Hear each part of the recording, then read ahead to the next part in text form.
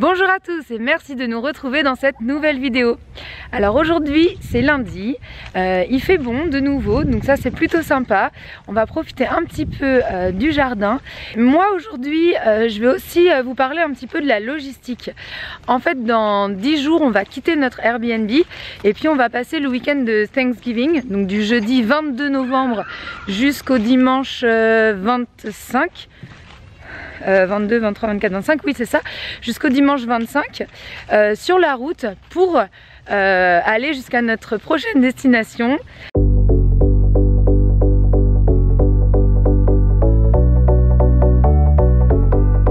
Tadam, la Floride.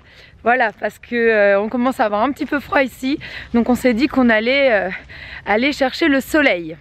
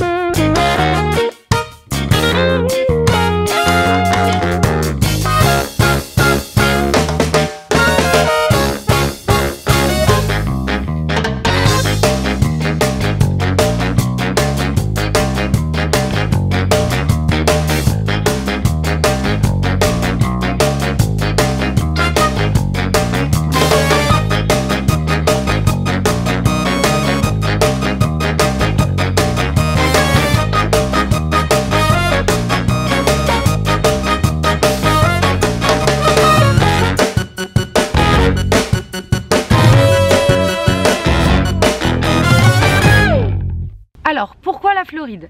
D'abord la Floride, ça va nous permettre d'aller chercher un peu le soleil. Même si là ça a remonté un peu, on est quand même autour de 10. C'est pas franchement les températures qu'on va trouver en Floride et ce sera beaucoup plus chaud. Là j'ai regardé la météo à Jacksonville. En ce moment, les minimales tournent autour de 10 degrés, donc c'est à peu près ce à quoi il faut s'attendre le matin. Et puis les maximales dans l'après-midi, ça peut monter à 20, 21, 22. Donc quand même beaucoup plus chaud qu'ici. La deuxième raison pour laquelle on va aller en Floride, c'est une question liée à notre nomadisme. En étant nomade, on n'a plus de maison, donc on n'a plus d'adresse. Il faut absolument qu'on ait une domiciliation fiscale pour les impôts et puis pour tout ce qui est administratif. Donc quand on est nomade, voyageur aux États-Unis et qu'on doit y payer des impôts, que ce soit d'ailleurs en Airbnb ou en caravane camping-car, il y a souvent 3 états qui ressortent énormément comme ceux qui sont préférés. Pourquoi? Tout simplement parce que l'impôt sur le revenu aux États-Unis se divise en 2 parties. Il y a un impôt qui est fédéral et puis il y a une autre partie de l'impôt sur le revenu qui est liée à l'état dans lequel on est domicilié. Et donc il y a 3 états qui sont préférés parce que ce sont 3 états qui n'ont pas d'impôt sur le revenu. Ces 3 états, c'est le Texas, le Dakota du Sud et la Floride.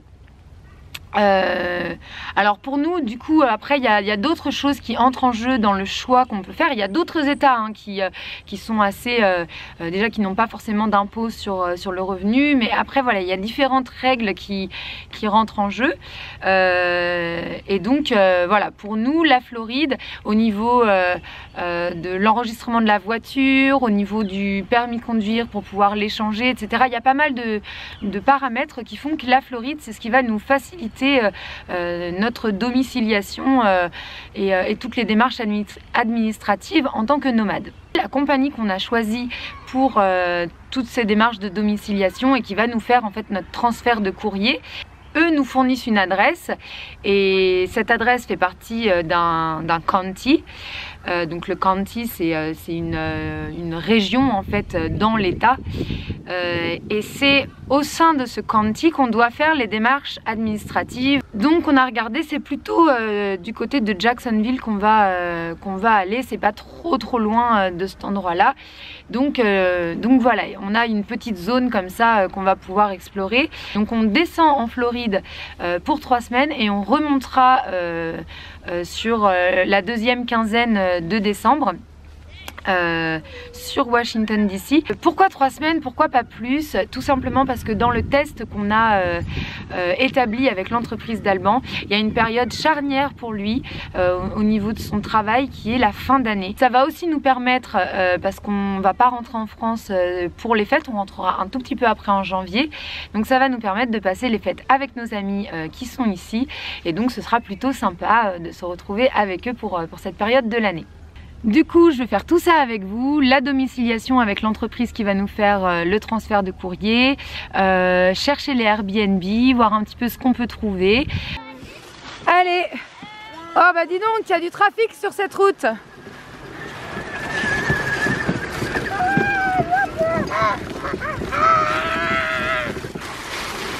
Oh mais il y a vraiment beaucoup de trafic sur cette route! Ouais, j'attendais qu'il y a le feu rouge, mais là c'est le feu vert. Au revoir.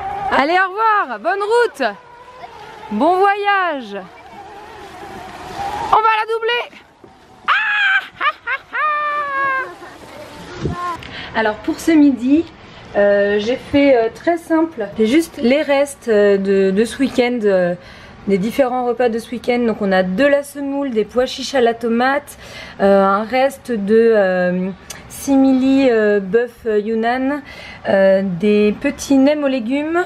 Il nous reste du guacamole à finir avec des petites faritas. Et puis j'ai fait du riz en plus. Voilà, voilà. Et en dessert, une petite glace. Donc ça, c'est Sour Babes qui fait ça. Celle-ci, c'est la Cocoa Haze. Et donc ça, c'est fait avec de la crème de noisette. Voilà, voilà. Il n'y a pas de soja, il n'y a pas c'est vraiment juste fait avec des noix, de l'huile de coco, du chocolat forcément.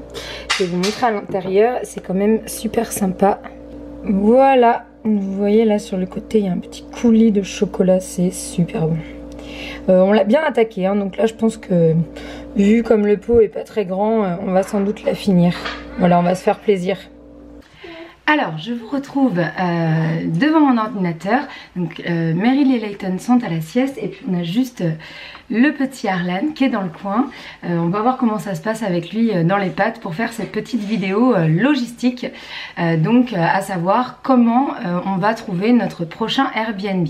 Donc, comme je vous l'ai dit, on est sur Frédéric jusqu'au 21 novembre. Ensuite, c'est le week-end de Thanksgiving. Donc, sur jeudi, vendredi, samedi, dimanche. Donc, du 22 jusqu'au 25. Et donc, sur ces 4 jours-là, on va faire un petit road trip jusqu'en Floride. Donc pour ces nuits-là, on prendra des hôtels, on verra un petit peu, peut-être des Airbnb, mais bon, juste pour la nuit, pour l'étape.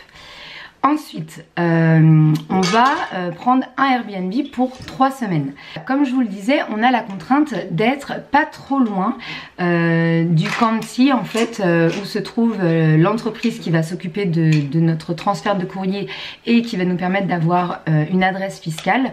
Donc cette entreprise c'est St. Brendan's Isle. Ça je referai sans doute une petite vidéo à part pour vous expliquer comment ça se passe. Je pense que j'attendrai d'avoir un peu d'expérience en fait avec eux, voir si ça fonctionne bien avant de vous parler de tout ça. En tout cas, cette entreprise, elle est à Green Cove Springs en Floride. Alors, je vous montre sur la carte où ça se trouve. Donc, Green Cove Springs, Florida. C'est ici. Je dézoome comme ça, vous allez pouvoir voir un peu. Voilà, la Floride. La Floride est là.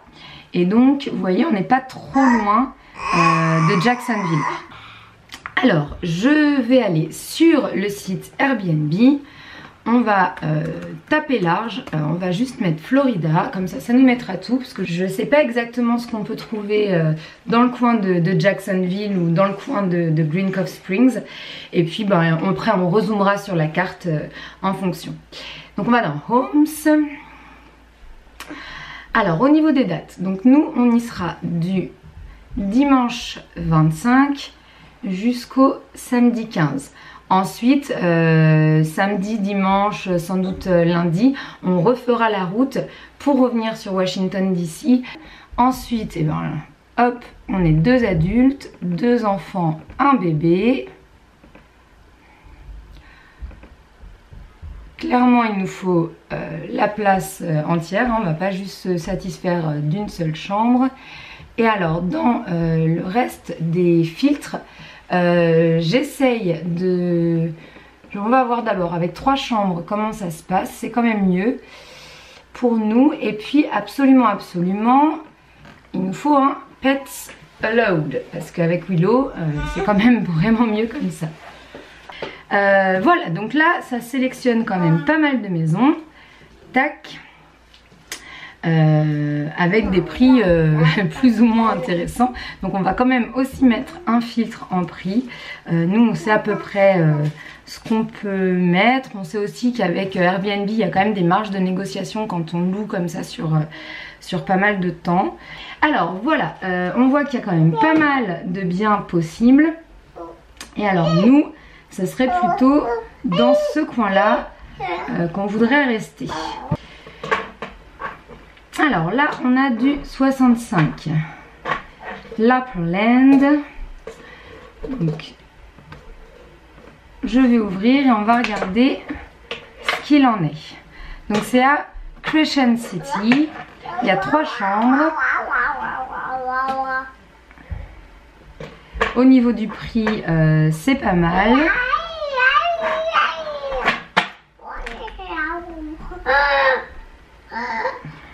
On va tout de suite regarder les photos pour voir si ça pourrait nous plaire. Alors, ça a l'air d'être une petite ambiance un peu game, fantasy, tout ça. C'est assez sympa. Voilà. Petite chambre de princesse. Un œuf de dragon. Ok. Écoutez, la décoration, elle est assez rigolote. Un petit univers sympa, il y a un jardin clos, donc ça c'est vraiment chouette. Les arbres ont l'air super beaux, la lumière magnifique. Donc hop, je reviens juste sur la salle de bain. Baignoire, ça c'est vraiment très pratique avec les pitchous. Grande chambre, lit superposé, les enfants en rêvent. Il y a l'air d'avoir des rangements, un petit canapé en plus, donc ça c'est vraiment chouette. De l'espace a priori pour jouer. Chouette cuisine, ça c'est bien équipé. Voilà, c'est bien équipé, il y a des ustensiles de cuisine, de l'équipement, pas mal de placards, de petits endroits, de petits coins cosy. Donc ça pourrait bien nous convenir, c'est vraiment chouette. Donc celui-ci, je vais le garder de côté. Au niveau du budget, on est un tout petit peu au-dessus que ce qu'on aimerait bien mettre pour 20 nuits. Parce que là on est bien sur un tarif qui n'est pas au mois, hein, qui est bien pour 20 nuits, donc c'est quand même un peu au-dessus de ce qu'on voudrait mettre. Je pense que je vais contacter les propriétaires. Par exemple ici on voit qu'ils n'ont pas d'avis, donc ça c'est pareil, c'est aussi une bonne manière en fait pour nous d'avoir un levier de négociation. S'ils n'ont pas d'avis, c'est qu'ils n'ont sans doute pas encore beaucoup loué leurs biens. On va quand même vérifier au niveau de la distance ce qu'il en est. Donc c'est Crescent City, donc on va regarder où c'est Crescent City par rapport à Green Cove Springs, parce qu'il faudrait être donc pas trop loin de là. Alors Crescent City en Floride. On est à 1 heure, sachant qu'on va pas avoir besoin de se déplacer tous les jours hein, sur Green Cove Springs, mais peut-être 1 fois, 2 fois, 3 fois pour faire les démarches au niveau du permis de conduire pour Alban, au niveau de la déclaration de résidence, etc. Il y a quelques petites choses qu'il faudra faire. Bon, 1 heure, ça se fait. On est aux États-Unis, hein, donc 1 heure de route, il n'y a rien d'extravagant à faire 1 heure de route. C'est 50 miles, ça se fait bien. On va regarder un petit peu la région autour de Crescent City, voir ce que ça pourrait donner. C'est quand même pas mal. Il voilà, il y a un state park, il y a des conservation area. Voilà, là il y a un lac, le Lake George Conservation Area, donc ça doit être vraiment chouette pour faire des balades. Voilà, il y a pas mal de parcs, on est vraiment au bord d'un lac à Crescent City, donc ça c'est vraiment chouette aussi. Je vois aussi qu'il y a Palm Coast et Daytona Beach, donc ça peut être sympa. On va regarder.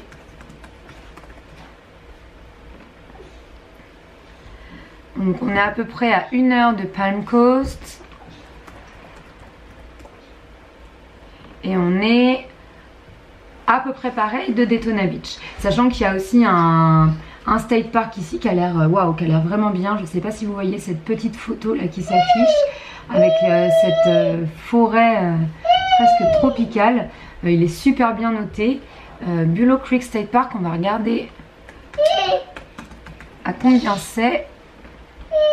Voilà, c'est 40 minutes. Donc pour visiter, a priori, il y aurait quand même pas mal d'endroits bien sympas à voir. On va regarder Crescent City, à quoi ça ressemble sur Google Images.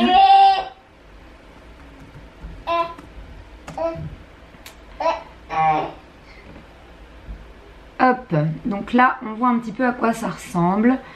Voilà, des petites maisons en bois, une végétation super chouette. Là voilà, on voit le lac a priori, Crescent Lake, avec des arbres vraiment super chouettes. Ici on voit aussi un petit peu le centre-ville, donc ça a l'air vraiment, hop là, ça a l'air vraiment sympa. Donc j'ai vu qu'ils avaient un site officiel. En tout cas, ce qu'ils nous disent, c'est que c'est une petite ville qui est entre deux beaux lacs dans une région rurale et pas trop développée, pas trop urbaine. On est à 28 miles de DeLand et 23 miles de Palatka. Donc ça doit être les deux villes moyennes autour de Crescent City. Ce qu'on voit aussi au niveau touristique, c'est qu'il y a un tour guidé de Historic Crescent City, donc il y a a priori un petit noyau historique où on peut se balader, donc ça c'est assez sympa aussi. Donc non, très bien, très chouette endroit a priori. Donc ça c'est un endroit que je vais sélectionner et où je vais contacter les propriétaires pour savoir s'il y a moyen de négocier un petit peu le prix de la nuit. Alors, plus près de la plage, ici, on a un bungalow, Cute Craftsman close to Halifax River. Hop, donc on va regarder aussi. Donc là c'est Daytona Beach, donc je vous ai montré tout à l'heure. Donc là on est vraiment au niveau de la côte. Il y a 3 chambres, 3 lits. On est par contre vraiment au-dessus de notre budget, donc là pour pouvoir louer cet endroit-là, il faudrait vraiment qu'on négocie quand même pas mal. Mais encore une fois, rien n'est impossible, vu que c'est pas encore loué, ça pourrait être possible. Par contre là, il y a quand même 40 reviews, donc forcément la personne, elle a déjà bien confiance en son bien et elle va peut-être être un petit peu moins réceptive aux négociations. Allez voir les photos. Donc la devanture de la maison fait bien envie avec ses petits hamacs. C'est assez joli, ça fait très vacances. Le petit drapeau américain là. Pas de doute, on est bien aux US. Alors une cuisine très chouette, ouverte sur le salon, ça j'aime beaucoup. Une bonne table pour manger. Ça a l'air bien équipé également. Ouh là là, mais qu'est-ce que c'est que ces canapés là? Ça c'est du canapé, ça c'est du fauteuil ricain avec le cup holder. J'imagine que le truc doit s'allonger.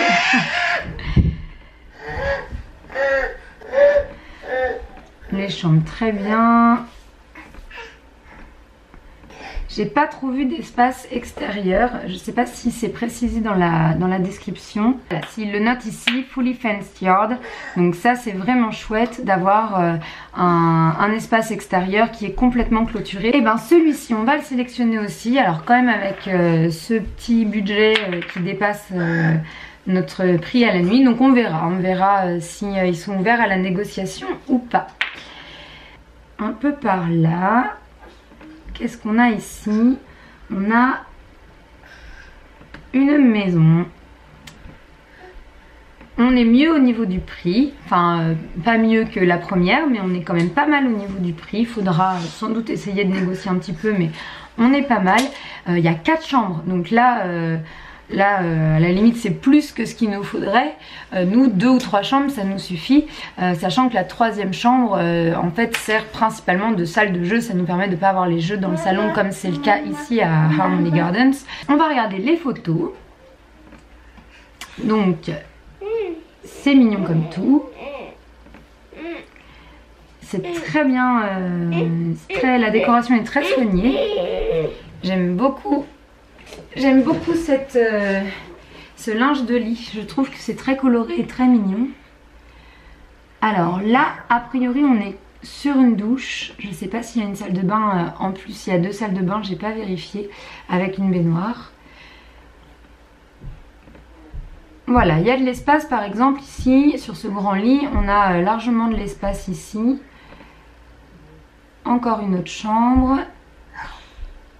Là, ça doit être l'espace salon. Voilà, c'est ça. C'est l'espace salon qui est ouvert sur l'espace salle à manger. Et l'espace cuisine. Du coup, on a une grande pièce de vie ouverte. Ça, c'est vraiment quelque chose qu'on apprécie beaucoup, qui nous plaît énormément. Là, on a largement la place pour manger tous les 5. Donc ça, c'est chouette. La cuisine a l'air bien équipée aussi. On a une buanderie, donc ça c'est vraiment super. Et la maison a l'air d'être au milieu des arbres, dans la verdure. Un bel espace extérieur pour les enfants pour jouer. Donc ça c'est vraiment chouette. Ça a l'air bien clôturé aussi. Et avec une petite véranda avec la moustiquaire. Pour pouvoir manger dehors, ça c'est vraiment top. Pareil pour les enfants, pouvoir jouer plus ou moins en extérieur mais ne pas être embêté par les éventuels moustiques, guêpes et compagnie. C'est vraiment pas mal d'avoir un espace comme ça pour eux. Donc ça me plaît bien aussi.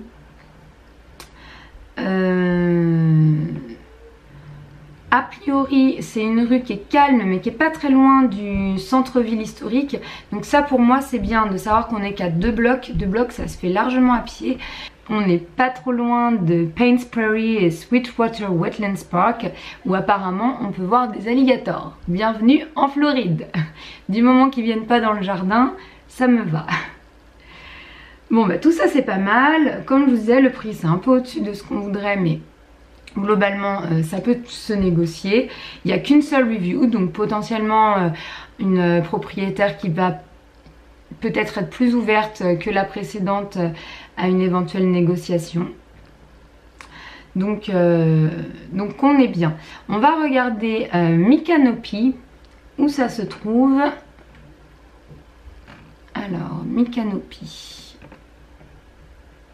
Par rapport à Green Cove Spring, Micanopy, Floride. C'est à 1h15. Ça commence à être un petit peu long, je trouve, 1h15.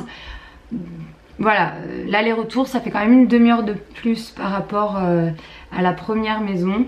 Mais bon, ça se fait. A priori, il y a une ville assez grande à côté, Gainesville. Donc ça, c'est plutôt pas mal. On est vraiment à côté de plusieurs lacs, de plein de lacs, et à côté d'un state park, voilà, c'est ce qu'il disait, le Paynes Prairie. Donc ça c'est plutôt pas mal. Vous voyez là sur la petite photo, c'est un alligator là qu'on voit se balader. Donc au niveau occupation, balade, tout ça, il y aurait de quoi faire a priori. Donc ça c'est un autre bien assez intéressant. Donc on va déjà débuter donc, nos petits envois de mail avec ces les trois que je vous ai montrés. Donc je reprends l'Upperland, la Craftsman Bungalow de Daytona Beach et aussi de la petite maison à Micanopy qui est pas très loin de Gainesville. Je vais les contacter tous les trois. Je vais voir un petit peu au niveau négociation sur le tarif, ce qui est possible. Sachant que voilà, forcément, il ne faut pas hésiter quand on prend sur 3 semaines, 1 mois. Si le tarif est un peu trop élevé pour nous, toujours est-il que eux, ça peut être intéressant d'avoir quelqu'un qui loue sur 3 semaines plutôt que d'avoir personne pour occuper les lieux. Là, je voulais vous montrer déjà sur Airbnb, c'est exactement comme ça que j'ai procédé pour trouver Harmony Gardens. Là, par exemple, au niveau du filtre des chambres, j'ai mis 3 chambres minimum. Donc, je vais sans doute refaire un tour aussi avec les biens où il n'y a que 2 chambres parce que c'est pas rédhibitoire pour nous. Ici par exemple on n'a que 2 chambres mais on est très souvent dehors, l'espace est quand même assez grand, c'est pas qu'une histoire de chambre, il y a aussi une histoire d'espace, comment c'est spacieux, comment c'est agencé. Donc voilà, c'est pas rédhibitoire et donc on peut totalement aussi regarder les endroits avec 2 chambres. Là je ne vous en dis pas plus, je vais quand même vous laisser un petit peu des surprises. Quand on y sera, bien entendu, je vous ferai un tour et je vous ferai sans doute un petit retour sur pourquoi on a choisi celui-ci et pas un autre. Est-ce que ce sera un des 3 qu'on a vu ensemble? Est-ce que ce sera un que j'aurai trouvé en faisant une autre recherche avec moins de chambres ou sur un autre site? Ça, vous verrez bien. Voilà, et ben j'espère en tout cas que ça vous aura plu. Bon, maintenant Airbnb ça reste quand même quelque chose de très connu, mais c'est vrai qu'il y a encore beaucoup de personnes qui n'osent pas aller sur Airbnb, qui peuvent trouver ça compliqué à utiliser. Là je vous ai montré globalement les filtres les plus importants à connaître et puis vous avez vu il y a des avis et ça faut vraiment se fier aux avis sur Airbnb. C'est une bonne manière de savoir quand même comment s'est passé le séjour pour d'autres personnes et ça donne souvent des petites informations qu'on n'a pas dans la description. Là sur les avis on va savoir si c'est plutôt calme, si c'est plutôt bruyant, si le quartier c'est un quartier qui est sympa, qui est bien desservi par les transports, où on va trouver facilement des restaurants, des magasins. Voilà, des fois dans la description du bien, on va pas forcément retrouver toutes ces infos, ou en tout cas on va retrouver les points positifs, mais on va pas forcément mettre l'accent, et c'est bien normal, sur le négatif. Les avis permettent ça, permettent quand même de connaître un petit peu les limites, les points un petit peu moins sympas de l'endroit. Et après, il n'y a rien de rédhibitoire en fait. Chacun va vers ce qui lui convient le mieux. Moi personnellement, par exemple, je n'aime pas être dans un endroit qui paraît immaculé. J'ai 3 enfants et ça m'angoisse en fait d'être dans un endroit comme ça. Moi, je me sens très bien, par exemple ici à Harmony Gardens. C'était très propre. Il n'y a pas de problème, c'est très mignon et tout, mais voilà, il y a des meubles qu'on vécu déjà, il y a déjà des rayures, il y a déjà des traces de verre d'eau posés sur la table ou quoi, c'est pas impeccable, je préfère, voilà, je préfère, mais chacun trouve son compte dans sa manière de faire. Il y a des gens qui vont préférer quelque chose d'impeccable parce que c'est leur manière de vivre et d'être, et il n'y a pas de bonne ou de mauvaise manière. Voilà, il y a se sentir à l'aise là où on vit. Nous le Airbnb c'est pas que pour les vacances, c'est notre manière maintenant de vivre, donc il faut qu'on se sente bien. Et pour moi me sentir bien ça veut dire ne pas être là en train de guetter le moindre geste de mes enfants, donc en mettant moi que j'ai des enfants, des jeunes enfants même, un chien, ça me fait un bon tri de ces biens là, et en général quand je regarde je tombe plutôt sur des biens familiaux où on sent que on va être dans une ambiance un peu cocooning, dans une ambiance confortable, et pas dans quelque chose de plus froid et impeccable. Voilà. Voilà, j'espère que ce petit point vous aura plu. Je referai, si ça vous plaît, des vidéos comme ça où je vous montre avant qu'on ait choisi un petit peu les biens qui étaient possibles. Donc n'hésitez pas dans les commentaires à nous dire tout ça. Bon, bah écoutez, j'ai une bonne nouvelle. J'ai déjà reçu une réponse d'un des propriétaires du Airbnb et c'est bon. Du coup, on a une des trois, mais je vous en dirai pas plus. Vous verrez bien laquelle des petites maisons on aura choisi. Mais en tout cas voilà, super, on a réussi à négocier le prix qu'on voulait, donc ça c'est une très très bonne nouvelle pour nous. Et puis du coup j'avais complètement oublié de vous dire aussi un des filtres qu'on met, que là j'avais pas mis mais je suis allée tout de suite vérifier, et puis bien entendu on le fera à chaque fois. En tant que famille nomade digitale, c'est hyper important pour nous d'avoir accès à internet, d'avoir le wifi, même si on va certainement investir dans un amplificateur de wifi. Pour être sûr d'avoir le débit nécessaire pour Alban, mais pour lui c'est son travail, donc c'est vraiment hyper important qu'on ait ça dans les maisons qu'on loue. Voilà, mais en tout cas, très bonne nouvelle, il y a un des trois propriétaires qui nous a répondu très vite, qui a tout de suite accepté notre négociation, en fait le prix qu'on lui proposait, donc c'est super. Donc voilà, on sera dans la partie que je vous ai montrée de Floride dans 2 semaines. En fait là dans 10 jours on quitte ici, ensuite on a 4 petites journées de road trip et puis voilà, dans 2 semaines on est en Floride. Donc ça va être bien sympa. Je vous dis au revoir, je vous dis à demain surtout. N'oubliez pas de liker cette vidéo, de la commenter aussi si vous avez des questions, des remarques, si vous avez des partages d'expérience aussi à nous faire. Pour ceux qui connaissent aussi le petit coin, on va aller en Floride.